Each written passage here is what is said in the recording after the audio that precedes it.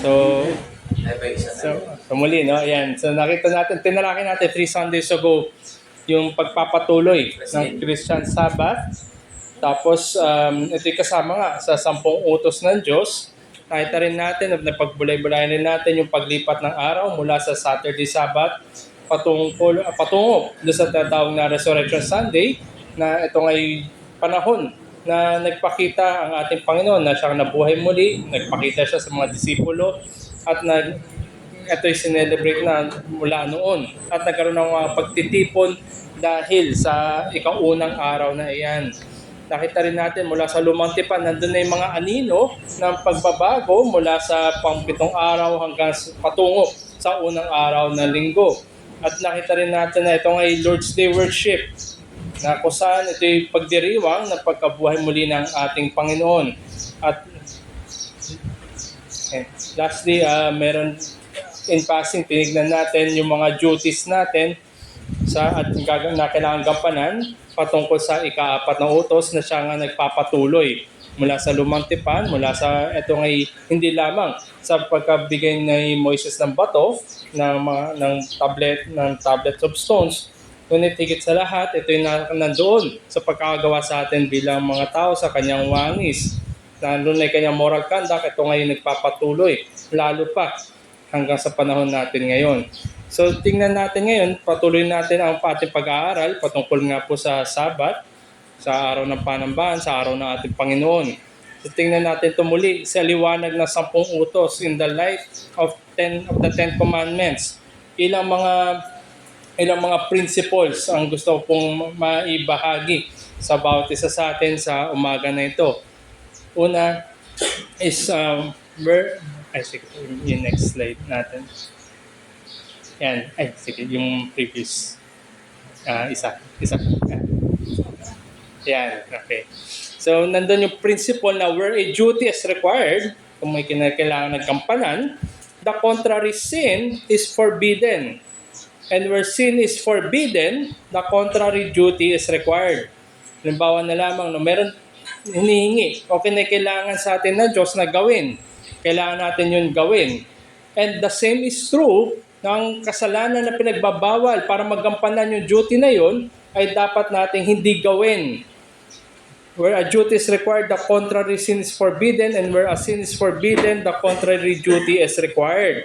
At ang bawat utos nga, every command na nagbabawal ng kasalanan na yun ay merong opposite na duty na kinakailangan gawin. Every command forbids the sin that is opposite to or inconsistent with the duty which it requires. Maraming utos ng Diyos, pero ang titingnan natin 10 utos. So sa 10 utos na ito yung mga kailangan natin gawin. Ang mga kasalanan na pinagbabawal o dapat na iniwasan upang magampanan natin yung tungkulin na yon ay dapat nating iwasan o hindi gawin. So the duties required in the law cannot be performed without abstaining.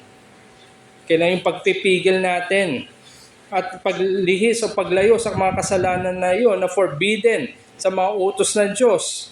And since yung mga kasalanan na forbidden cannot be avoided unless contrary duties are performed. Hindi natin maiwasan yung mga kasalanan na yan unless gawin natin yung mga nire-require na katungkulan sa atin. And we must not only cease to do what the commands forbid, but do what they require. So otherwise, we do not obey them sincerely. Halimbawa na lamang sa ika-4 na utos, sabi nga sa 4th commandment, it requires us to remember the Sabbath day and keep it holy. So ito yung utos sa atin, alalahanin mo ang Sabbath at ito ay panatilin mo o gawin mong banal, panatilin mong banal, keep it holy. So nandun yung utos. At ang opposite sin, yung kasalanan, ay yung i-profane natin yung Sabbath day. Not to keep it holy. Hindi natin magagampanan yung remembering and keeping it holy kung ipoprofane natin yung Sabbath. And likewise, para magampanan natin yung remembering the Sabbath day and keep it holy, layuan natin yung mga bagay-bagay o yung mga, sabi natin, pagkilos na inconsistent with keeping the Sabbath day holy. So ito yung unang principle na makita natin sa 10 utos.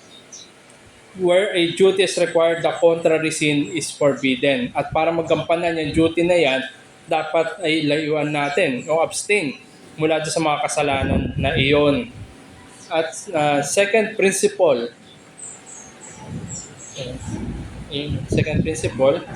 where duty is required, every duty of the same kind is also required.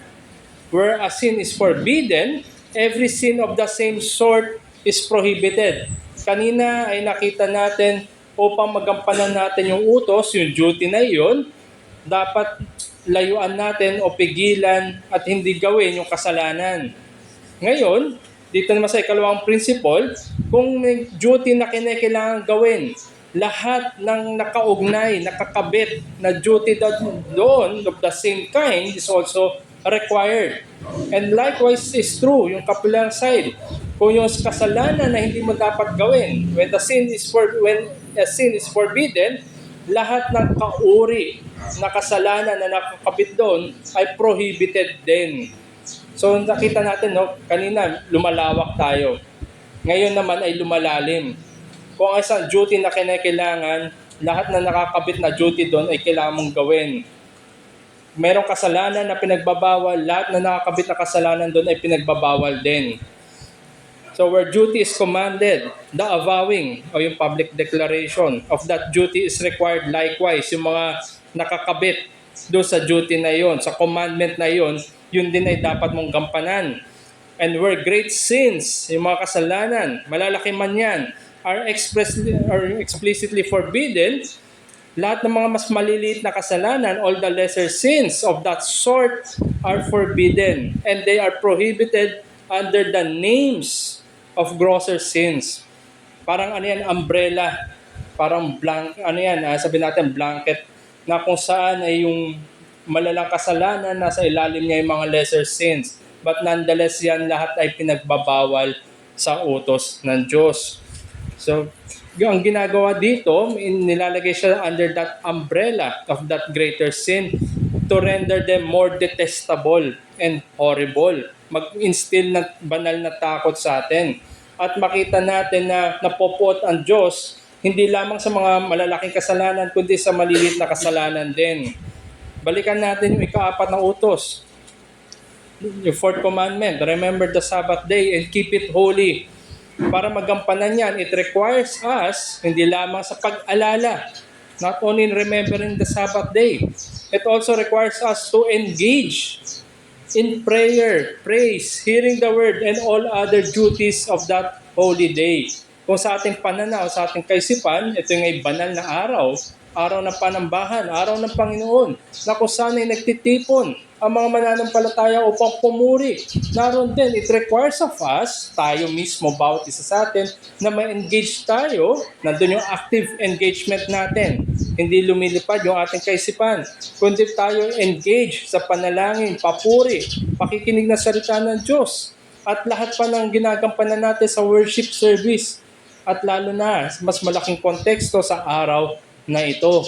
So nandun makita natin mga kaibigan, na hindi lamang dahil alalahanin yung araw na Sabat, kundi lahat ay gagampanan natin para mampanatili natin o mai-sanctify o mai-separate natin ang araw ng panambahan kaysa sa mga normal na araw. So ito yung at least 2 principles lamang. Marami pa ito, kundi 2 lamang yung sabi natin very pressing sa panahon natin. Ulitin ko lamang.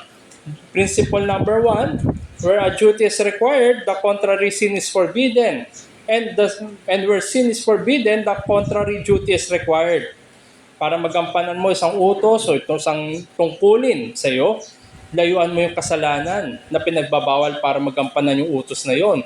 Likewise, hindi mo dapat gawin. Kung may pinagbabawal na kasalanan, gampanan mo yung duty para makakalayo ka doon sa kasalanan na yon. At ang ikalawang principle, where duty is required, every duty of the same kind is also required. Where a sin is forbidden, every sin of the same sort is prohibited. So ito'y lahat, all-encompassing ito. Lahat ng kinakailangan mong gampanan, o yung duty na nire-require sa'yo, lahat ng mga, sabi natin, other duties na kailangan gawin para magampanan yung greater duty na yon ay kailangan mo rin gawin. At lahat ng kasalanan, sabi natin, pinagbabawal explicitly. Lahat ng mga lesser sins na under that umbrella of that greater sin is also prohibited. Hindi lamang ito limited sa fourth commandment.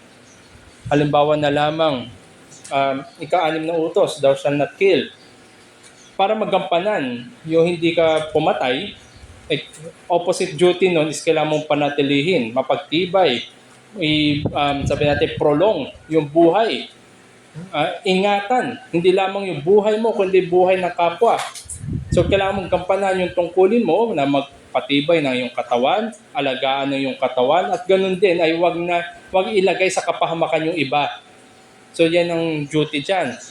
Sa seventh commandment, you shall not commit adultery. Lesser sins, ano ba yung mga sabi natin mas maliliit o sabi natin mas lesser kaysa do sa adultery na yan? Fornication is one. Pero ganun pa man yan ay nasa umbrella ng adultery. Kaya yan ginagawa na nasa umbrella ng adultery upang makita natin na napaka-gross. Hindi lamang napopot ang Diyos sa adultery, kundi pati sa fornication ay napopot ang Diyos. Ito yung duty or function ng batas ng Diyos. Nang sa ganun ay hindi maging mababaw yung ating kaisipan sa kanyang poot, sa pagtutubos ni Kristo at yung binambayad sa kasalanan natin. Kaya makita natin mga kaibigan, lahat ng mga lesser sins, wala nga sabihin natin lahat na sin ay may kinaukulang kahatulan. So for us to perform that duty, every sin at yung mga lesser sins na yan ay dapat nating alisan. So ito yung dalawang principle na gusto kong ibahagi sa atin in light of the Ten Commandments. Marami pa ito, ngunit dalawa lamang for now. At balikan natin yung tungkulin natin sa araw na Sabat. Sabi nga, remember the Sabbath and keep it holy. Paano natin gagampanan ito? Sa Confession of Faith na Reformed Baptist, sa 1689 Baptist Confession of Faith, sa chapter 22, paragraph 7, sabi niya doon, as it is the law of nature, basahin ko lamang po, that in general, a proportion of time by God's appointment be set apart for the worship of God. So by His word, in a positive moral and perpetual commandment, binding all men in all ages, He has particularly appointed one day in 7 for a Sabbath to be kept holy unto Him, which from the beginning of the world to the resurrection of Christ was the last day of the week, and from the resurrection of Christ was changed into the first day of the week, which is called the Lord's Day, and is to be continued to the end of the world as the Christian Sabbath, the observation of the last day of the week being abolished. So, wordful ito, plentiful, ang daming mga words na nabanggit. Pero himayin natin muna, isa-isahin natin. Kung meron po kayo nung copy ng Confession Faith natin sa inyo po cellphone, magandang buklatin rin po natin ito. So himayin natin muna. Sabi niya doon, as it is the law of nature, that in general proportion of time, by God's appointment. Gusto ko pong i-highlight yung by God's appointment. Yung nakapulang text po sa ating screen. Punahin natin na it is a strong word. Ito yung marami tayo sabi natin big words na sinasabi. Ito rin ay nagbibigay ng emphasis na ito nga totoo na sabi natin kakaiba. Hindi regular, hindi ito normal na salita lamang yung by God's appointment. This is a strong word which indicates that interval and length of time is not arbitrary. Kundi ito'y pinagpasyahan ng Diyos, na meron siya pinagpasya, ito'y kanya dinisenyo. Sabi nga, it is in the law of nature. Nasa, sabi natin, design din natin bilang tao. Nabanggit ko nga before na maraming beses sa kasaysayan ng tao na tinry nilang baguhin yung work week na tinutukoy. Yung kadalasan ay pinapahabaan nila yung work week instead of 7 days. Tinry nila mas matagal pero naging less productive, naging counterproductive, detrimental sa tao.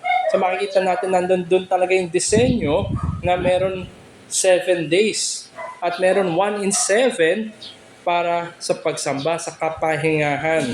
Hindi ito arbitrary lamang but divinely determined. Dahil ang ating Diyos ang soberano sa lahat, ang ating Diyos ang nakakaalam, lalo na siya ang lumikha sa atin. Siya may disenyo kung paano mag-ooperate ang mga, hindi lamang ang tao, kundi yung nasa paligid niya, kahit nga yung pag-ikot ng mga planeta, yung kapanahunan, ito ay divinely determined. So, ang punto lamang makita natin dito sa by God's appointment, the special and specific purpose for the designated time, nabanggit dito, is the worship of God. Be set apart for the worship of God. Yun yung layunin kung bakit in-appoint ng Diyos, ganito niya dinisenyo para ang pagluwalhati o pagsamba sa Kanya is the worship of God. At tingnan natin, punahin rin natin yung mga susunod na salita, no? At sa previous slides na siguro, nakakalagay doon in a positive, moral, and perpetual commandment. Pag sinabing positive, it gives to us yung rationale na ito para sa kabutihan natin. Na nagkaroon din ng nagpagpapalit mula sa observance ng creation, nakita natin noong karaan, tungo sa pagliligtas, sa katubusan, from creation to redemption. It is a positive moral. And also, the Lord's Day, na siyang nabanggit dito, na ang tawag ngay Lord's Day, it maintains the moral principle of time devoted to God even when shifting yung focus. Kahit sabihin natin, nagbago yung focus mula sa creation. Tandaan natin, binigay yung 10 utos sa Sabbath Day, yung sa Exodus 20, nabanggit doon yung creation. Pero on a latter text, na sa Deuteronomy, pinagkaloob din, binigay muli ni Moises, ng Diyos, sa pamamagitan ni Moises, yung 10 utos, naroon ngayon yung ika-4 na utos pa rin, Sabbath Day. Ang ngunit ang kanyang focus na ngayon ay yung katubusan, na sila iniligtas mula sa kadiliman sa Ehipto. So nagbago man yung focus mula sa creation tungo sa redemption, at sa panahon natin ngayon na greater redemption, na napofocus tayo sa magpawalang hanggan, it maintains a moral principle. Moral, ibig sabihin right and wrong. May accountability tayo sa Diyos. Maintains that moral principle na mai-devote natin ang panahon para sa pagsamba. Pero may issue tayo. Kung tatanungin natin, Brother Jiro, sige, okay yan, naintindihan ko yan, na i-observe natin yung Lord's Day. Pero paano naman natin siya tamang i-observe? Nandun ngayon yung how. Paano? How is the Lord's Day observed? Meron bang principles na nag-govern para sa proper celebration o tamang pagdiriwang, tamang pag-observe ng Lord's Day? Sabi nga sa ika-4 utos, remember the Sabbath day and keep it holy. So nandun yung what. Ngayon pumunta tayo sa how. Paano? Paano natin alalahanin at paano natin i-keep holy ang Sabbath day? Ito rin naman yung sinagot ng ating confession of faith. Ay, sige, sa next slide. So, same chapter, paragraph 8 ng paragraph 8, yung paragraph after na ating nung binasa ko. Sabi dito sa paragraph 8,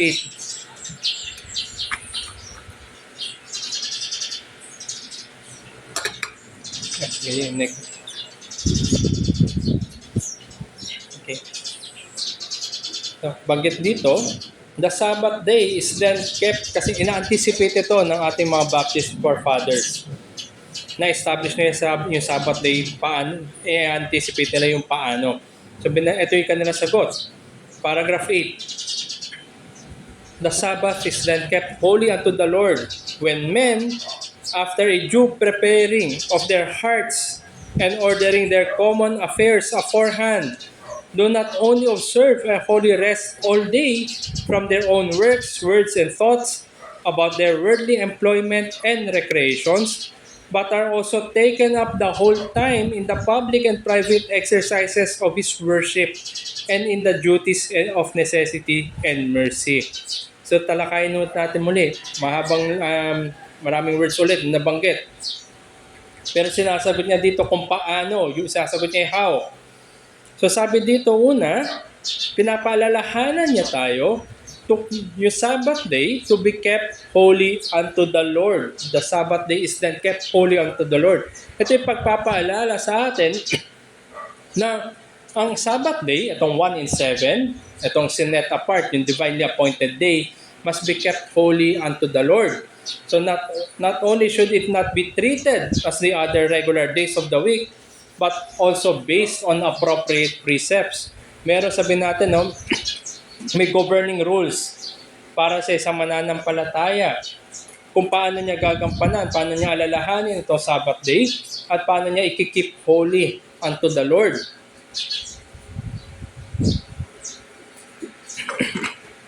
Sapagkat kung hindi tayo binigyan ng salita ng Diyos, we can go on our own ways. Pwede tayo magkanya-kanya. Sabihin natin, yung isa professing believer, parang sabi niya, inaalala ko naman ang Sabat, dito lang ako sa bahay ko. Pero sabi, kept holy unto the Lord. So paano nga ba ito? Isang teksto na nagamit sa Lumang Tipan sa Nehemiah chapter 13, verses 17 and 18, 17 and 18, sorry. Nabanggit doon kung paano. Sabi dito sa Nehemiah 13, 17 to 18, "Then I confronted the nobles of Judah and said to them, 'What is this evil thing that you are doing, profaning the Sabbath day? Did not your fathers act in this way? And did not our God bring all this disaster on us and on this city? Now you are bringing more wrath on Israel by profaning the Sabbath day.'" So narito, itong isang teksto lamang kung paano nila ginagawa. Bagamat nandun, hindi naman maiwasan yung Sabbath day, kusang dumadating yan, lalo na sa panahon nila, pang-7 araw. Pagkatapos mo ng ika-6 na araw, pagkatulong mo, pagkagising mo, ika-7 araw, kusang dumadating yan. Hindi na maiwasan. Pero sabi dito, nagkaroon ng babala. Pinoprofane ninyo, hindi nyo kinikip holy unto the Lord. Ang nadudulot niyan ay poot ng Diyos, judgment. At ganun din sa atin, sa panahon natin ngayon, na dapat ngayon may mas malawak tayong kaisipan. Dahil nakita natin yung katubusan kay Kristo. Nakita rin natin kung paano nabuhay mula sa patay ang ating Panginoon, na merong katiyakan ang pag-asa natin, at meron katiyakan ang Ebanghelyo. So lalo pa ngayon, na dapat nga kinikip natin holy unto the Lord, at hindi natin ini-insight o hindi natin nilalapit sa ating sarili yung kahatulan dahil sa liwanag ng ating Panginoong na nabuhay muli. So paano natin ito ikikip holy unto the Lord? Una, isundan natin yung sinabi doon sa confession natin, sa paragraph 8. Una, yung sinabi niya doon, after a due preparing of their hearts and ordering their common affairs beforehand. Dapat daw inaayos na natin. Merong preparation sa ating puso bago tayo sumamba, bago dumating yung araw ng pagsamba. At inaayos na natin, in-order na natin yung common affairs beforehand. Nasa ganun na hindi ito mag-intrude sa araw ng panambahan. The hearts of believers should be focused to worship God. And these common affairs will not, in any or some way, intrude upon our view of the sanctity of the Lord's Day. Dapat inaayos na natin. Halimbawa, may mga kailangan tayong gawin.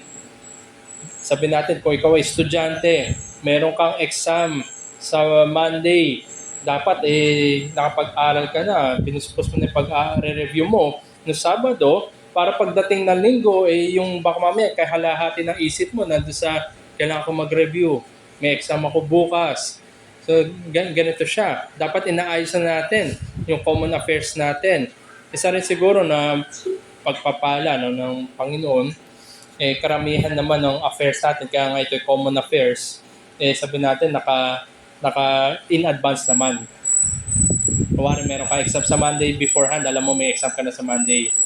Kuwari ikaw may trabaho, meron kang deadline bukas, alam mo na beforehand meron kang deadline bukas. Kaya dapat ito yung ayos na natin. Bihira, sabi natin yung wala sa plano. Ito na yung mga providensya na Diyos na papasok.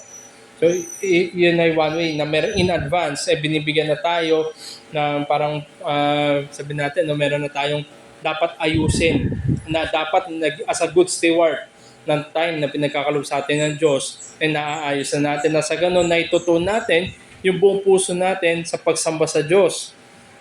At sabi rin niya dito, ikalawa na clause na makita natin sa ating confession, do not only observe a holy rest all day, from their own words, and thoughts.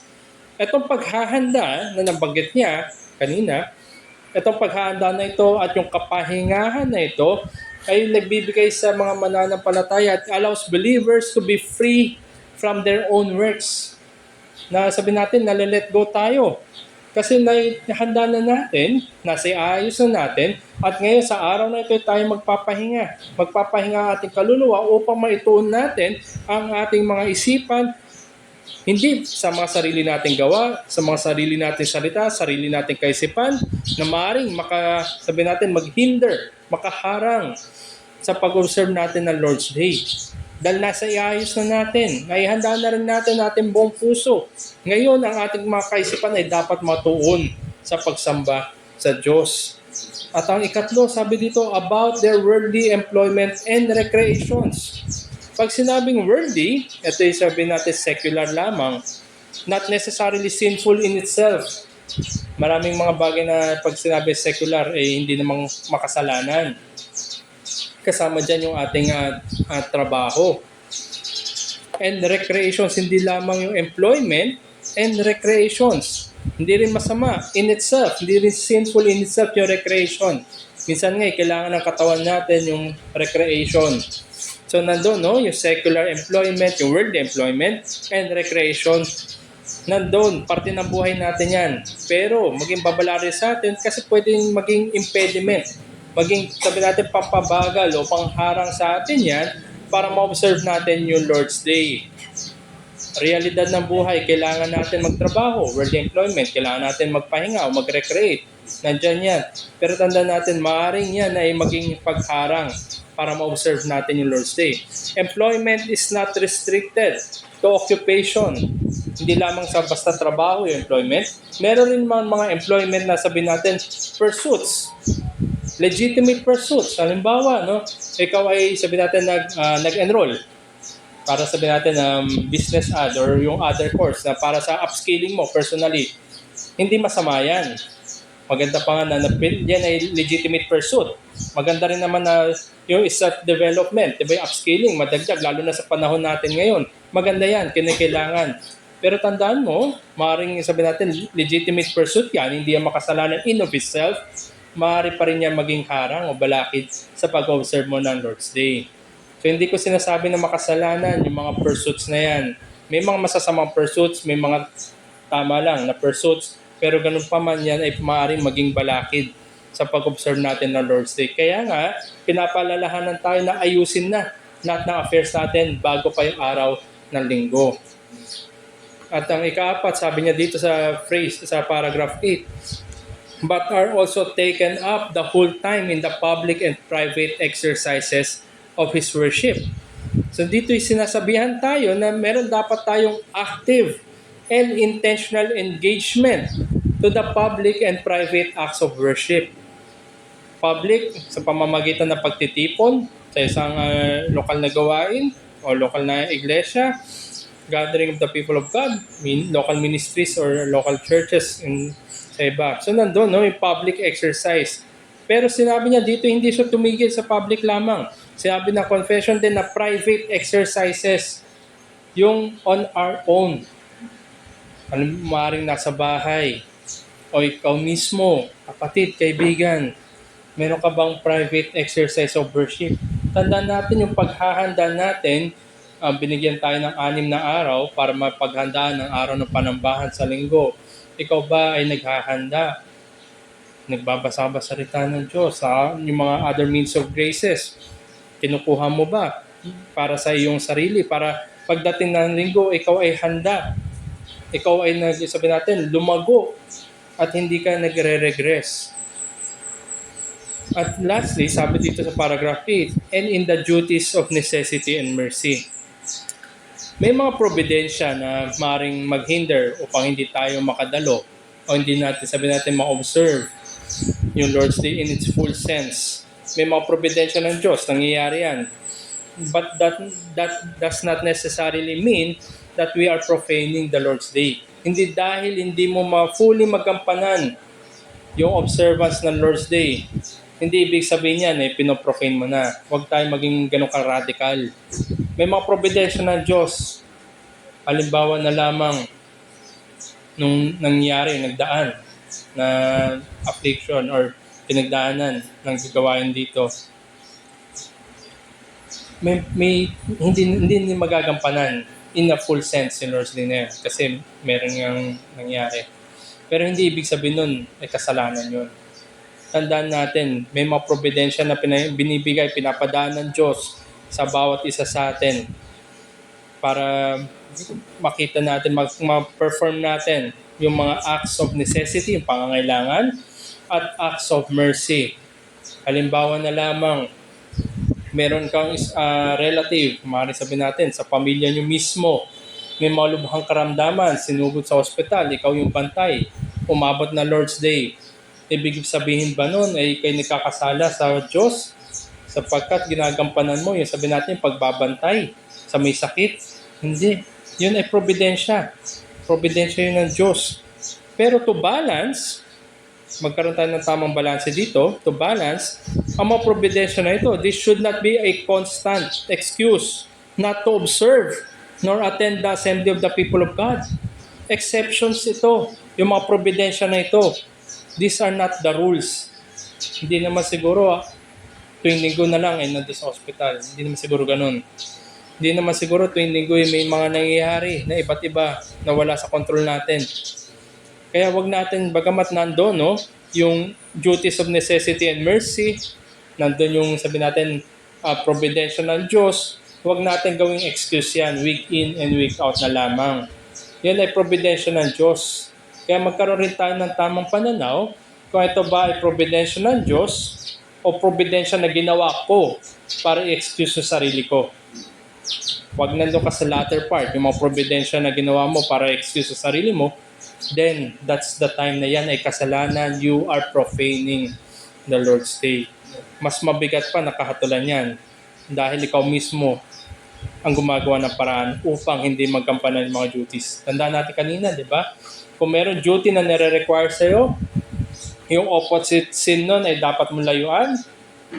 At kung meron duty na nire-require sa'yo, yung mga kaakibat ng duties, lesser duties para magkampanan yung greater duty ay dapat mong gawin. So therefore, kung gagawin mo na lamang parating excuse o gagawa ka na lamang ng excuse, yun ay nagpapile up lang na kasalanan sapagkat ikaw mismo ang gumagawa ng mga balakid para hindi mo ma-perform yung duty na kailangan hinihingi sa'yo. So ngayon, given these things, ang tanong sa atin, paano naman natin i-prepare? How do we prepare our hearts and observe the holy rest of the Lord's Day? Siguro malinaw yung ginamit ng confession natin. Malinaw rin siguro na naunawaan natin.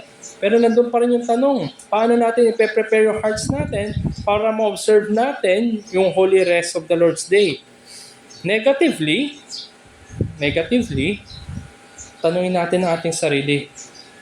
Do we exhaust ourselves? Pinapagod ba natin yung sarili natin by the activities about yung mga worldly employment and recreations natin on a Saturday? Inuubos ba natin yung lakas natin kahapon, kagabi, o baka mamaya, iba kaninang madaling araw, o buong linggo, inuubos ba natin yung kalakasan natin? Nasa ganun, pagdating sa araw ng panambahan, sa araw ng linggo, wala nang laman yung tangke natin, wala na tayong baterya. So, ayun yung hamon sa atin. Bawat isa sa atin nakakalam ng anong ginawa natin kahapon. Tayo rin makapagsabi kung inubos ba natin yung kalakasan natin at tinuon natin sa araw na Sabado. So negatively, bawat isa sa atin ay makakasagot niyan. Positively naman, do we condition ourselves? Kinukondisyon natin. Kanina, negatively, pinapagod ba natin yung ating sarili? Ngayon, kinukondisyon ba natin yung ating sarili through the activities for us to the exercise of His worship? Kinukondisyon ba natin? Hindi lamang sa hindi natin pinapagod yung ating sarili, kundi inihahanda na ba natin yung ating sarili? Tayo rin makakasagot niyan individually. Bawat isa sa atin, alam ko paano tayo naghanda nung linggo na, nung mula Monday, Tuesday, Wednesday hanggang kahapon. Bawat isa sa atin ang makakasagot po niyan. So, ang challenge ko po sa bawat isa, lalo na sa tuwing araw ng linggo, o in anticipation do sa Lord's Day. So, mula pa lang Monday, hindi po natin ito gagawin na Sabado pa lamang. kundi mula Monday pa lang, come prepared, come on time, come with anticipation, and come with expectation. Dumalo tayo na handa. Kapag handa natin yung ating katawan, ating kaisipan, ating kaluluwa sa araw ng panambahan, dumating tayo sa oras. Sabi nga ni Pastor rin ng SGC, pinapaalalahanan niya ang kongregasyon ng SGC na ang appointment sa Diyos ay nagsisimula on a specific time, not later. Tayo dumalo ng anticipation. Alam natin kung ano yung gagawin natin. Ito nga isa rin beauty ng reform, yung regulative principle of worship. Na we anticipate, meron tayong pag-awit, meron tayong mga panalangin, meron tayong pagbabasa ng salita ng Diyos, meron tayong pakikinig ng salita ng Diyos. So alam na natin yung mangyayari. Ina-anticipate na natin yun. Pero dapat doon ay naroon yung paghahanda pa rin natin. And also come with expectation. Ini-expect mo ba, kaibigan, na mangungusap sa iyo ang Diyos sa pamamagitan ng kanyang salita sa linggo na ito? Ine-expect mo ba na ikaw ay uudyukan? Siguro susumbatan ka ng mga nananatili mong kasalanan sa pamamagitan ng salita ng Diyos. So kung meron kang ganitong mga expectation, anticipation, ay ihanda mo lalo ang sarili mo sa araw ng panambahan. At bilang pagtatapos, sabi nga ni Robert Haldane, ito'y binalik niya kung ano yung sitwasyon ni Adan sa Eden. Sabi ni Robert Haldane, amid the joys of Eden, man delighted to walk with God and hailed the privilege of communion with his Creator. At tayo ngayon, fast forward sa panahon natin ngayon, amid the cares and trials of a troubled and sinful world, the Christian too delights to hallow the Lord's Day and thus to participate in its present benefits and its emblematic happiness. So in short, na sinasabi lamang ni Robert Haldane, nung panahon na wala pang kasalanan, si Adan at si Eva ay nandun sa hardin, na-enjoy niya yung privilege na siya ay merong communion, diretsahan, face-to-face with God. Pero alam natin na bumagsak ang sangnilikha dahil sa kasalanan ni Adan at sa panahon natin ngayon, kung ikaw nga'y tinubos ng Diyos, kung ikaw nga'y nagagalak sa araw ng panambahan, hindi lamang dahil ang Diyos ang siya lumikha, kundi ang Diyos ang siya nagliligtas at ikaw nga'y tutubusin hanggang sa magpawalang hanggang Sabat. Dito pa lamang, kaibigan, kung ikaw ay na kay Kristo, kung ikaw ay mananampalataya, meron ka dapat kagalakan sa araw ng Panginoon at ikaw ay dapat nagpa-participate. Dahil tandaan natin, ang araw ng Sabat, ang araw ng panambahan, yan ay patikim pa lamang ng magpawalang hanggan. Kung nandun yung kagalakan mo na makasama ang iyong mga kapatiran, good. Kung nandun yung kagalakan mo na makapakinig na salita ng Diyos, much more sa eternity. Sapagkat meron ka na communion face-to-face sa Trinidad na Diyos. At kung ikaw nga'y nahihirapan, nabibigatan sa mga worldly engagements mo, trabaho, relasyon, na sabihin natin, epekto rin, mga epekto ng kasalanan. At ikaw mismo siguro meron ka mga infirmity sa pangangatawan. Iyan ay wala na sa magpawalang hanggan. Ano ba yung haharang sa iyo? Meron ka bang hope sa magpawalang hanggan? Kung dito pa lamang, nandun na yung hope mo, lalo ka dapat maggalak. Sapagkat bawat araw na lumilipas, bawat araw na panambahan na dumadating, bawat linggong umiikot sa iyong buhay, yan ay mas nailalapit ka pa sa araw na magpawalang hanggan. So dito po magtatapos at ang mga references ko po na ginamit in this two part ay yan, nilagay ko na lang rin po dyan. Meron po bang mga katanungan sa ating tinalakay na araw ng panambahan or yung Lord's Day? Kahit siguro po kung naalala po ninyo yung first installment na nakaraan patungkol po doon sa ika-4 na utos na nagpapatuloy doon sa paglipat ng araw, saka yung duties po natin sa fourth commandment na nagbahagi rin po ako ng principles ngayon sa kung paano rin po natin i-keep holy unto the Lord sa panahon po natin ngayon. Meron po bang mga katanungan or any clarification? Yes po. Sige po. Ito natin kung bakit from Saturday to Sunday, ito sinasabing resurrection. Ito doon, bakit from the Old Testament Isa, Ten Commandments actually, diba? Utos. Mm. Saturday. Ako diba, Saturday yung Sabbath. Yung opo, Sa Old Testament, yes po. Ang about the Old Testament Sabbath day. Mm. Then, pagdating natin ngayon, Sunday na. First day of the week na. Mhm. No? At bilangin po yung pastor na Ay, brother lang po, hindi po pastor. because of the first day of the day kung saan si Jesus Christ ay nag-resurrect. Nabuhay po muli. Nabuhay. Mm. Aside Yes from po. that, meron pa mga ibang dahilan kung bakit biglang nagkaroon ng pagbabago. That the whole Christianity is celebrating, no? Mm. The first day of the week. Opo. Pero may mga iba pa pong kadahilanan, pero po nakasentro yung mga kadahilanan na yon sa pagkabuhay muli ng ating Panginoon. Doon po nakasentro. Sa Lumang Tipan, meron na rin pong nababanggit kung balikan natin. Maganda sana na yung previews. Sige po, buksan ko lang po siguro sa copy ko para run through natin, course through rin natin yung mga nakaraan. Okay, mga ibang kadahilanan.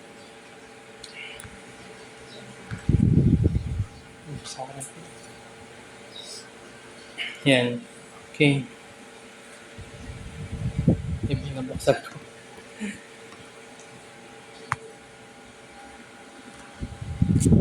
Sa Lumang Tipan. So, hindi pa nabubuhay muli, no? Wala pa yung ating Panginoon Jesucristo. Hindi pa siya nagkakatawang tao na buhay dito sa mundong ibabaw. Okay.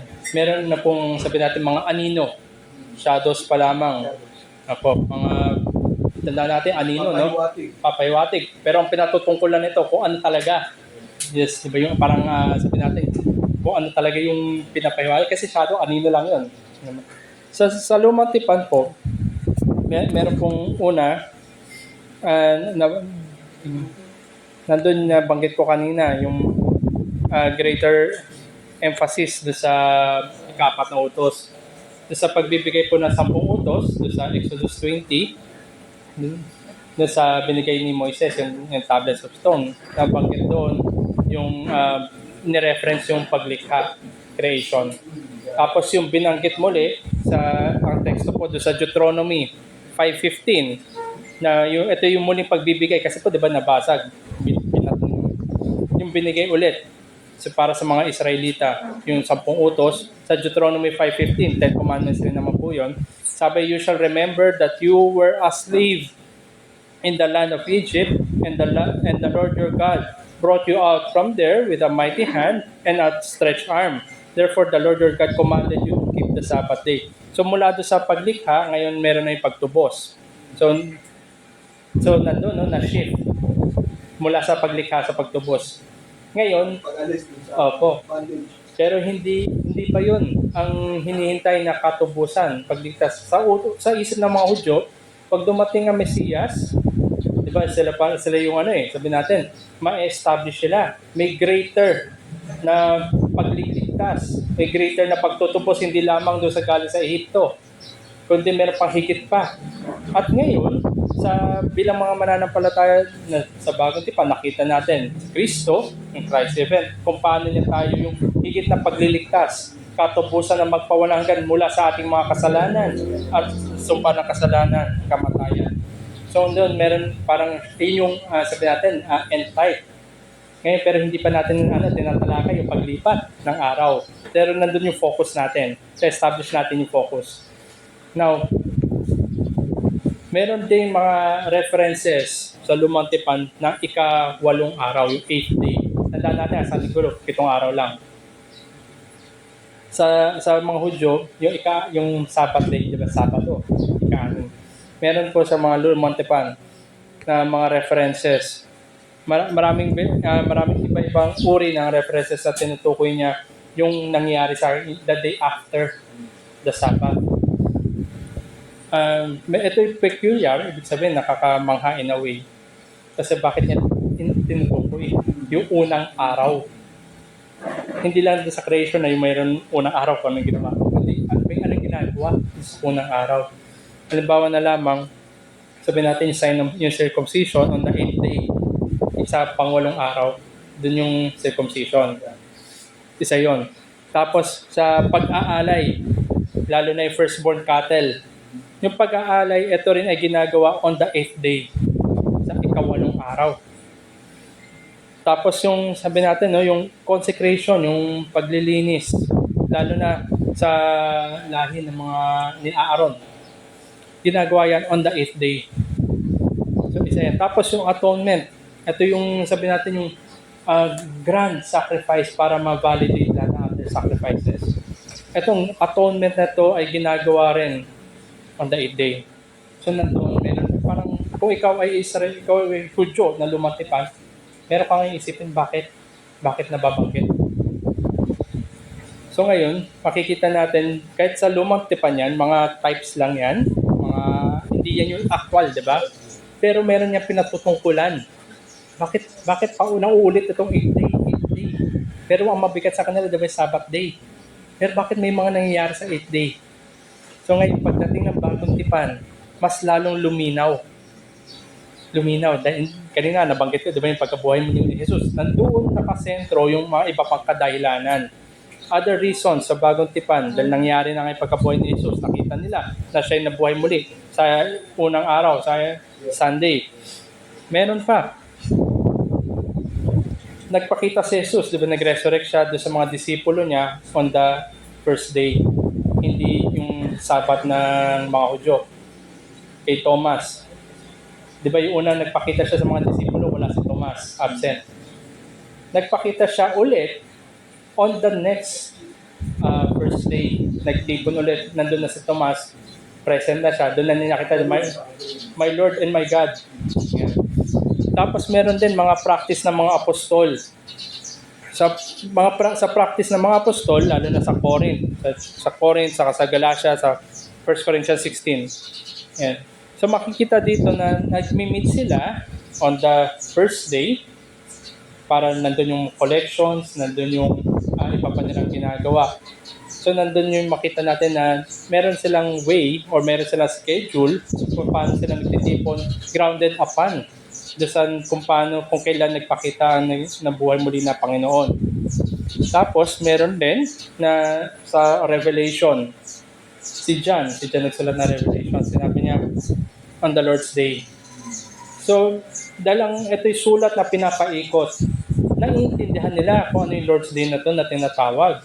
Upon receiving the letter, yung Revelation, binanggit ni John, Lord's Day. So alam nila ang Lord's Day na ito. Ito yung araw ng Panginoon, araw na na-secure ang tagumpay, araw na na-validate ang pananampalataya kay Jesus. So ito yung ilan, pero nakasentro ito sa pagkabuhay muli ng ating Panginoon on the first day of the week, which is the Lord's Day. Yes, Lord's Day. Pero Pastor, the Lord's Day can be another day. Like today, no? In Saudi Arabia, in the Muslim country, ano yung kanilang Lord's Day? Right. Ang ano po kasi, pag Katulad po yan. Opo. Tandaan natin, meron hymno, This is my Father's world. Lahat ng mga araw, lahat ng mga kapanahonan ay nasa kamay ng Diyos. Pero pag ginagamit natin specifically ang Lord's Day, na ito ay ngayon nakapako do sa pagkabuhay muli ng ating Panginoon Kristo at siya'y nabuhay nga the day after Sabbath. Ito po yung araw ngayon ng linggo. Sa mga lugar na nabanggit niya, sa Middle East, meron silang mga sabi natin, restrictions. May mga policies na yung rest day nila Friday. Pero hindi yun yung Lord's Day.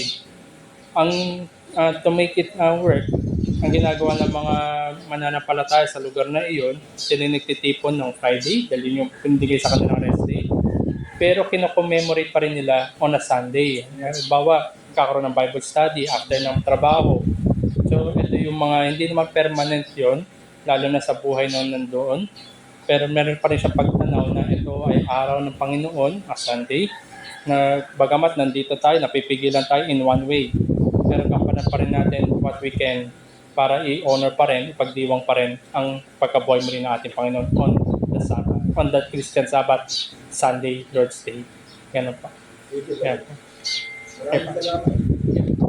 Pure as mineral water.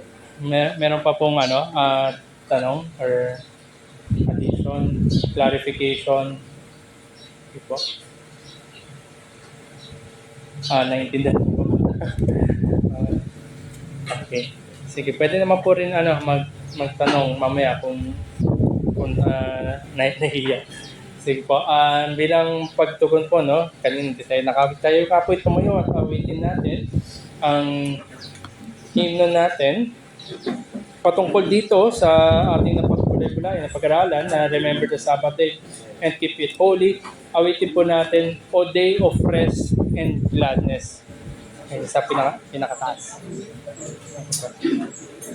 Ito yung pagpapaalala ng araw ng Panginoon, araw ng kapahingahan. Pero hindi tayo magpapahinga, no? Hindi tayo matutulog lang. Kundi ito yung araw ng lubos na kagalakan dahil nabuhay muli ang ating Panginoon. Tayo ay tinubos niya tungo sa magpawalang hanggan. Ito ay patikim lamang, pero magpawalang hanggan ay hindi na patikim. Yun ay sabi natin magpawalang hanggan na.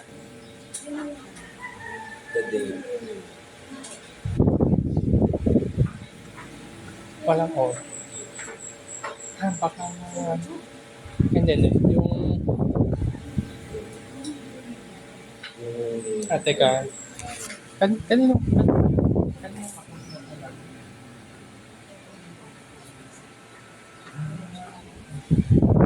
Okay. Sige po, due to technical difficulties, hindi natin maaawit ang himno na ito. Pero nonetheless, sana naiintindihan natin yung lesson natin. Siguro po, dito na muna tayo magtatapos na sa ating Sunday School at magkaroon din tayo ng, sabi natin na 10 minute break para po may handa natin para sa morning service. Salamat po.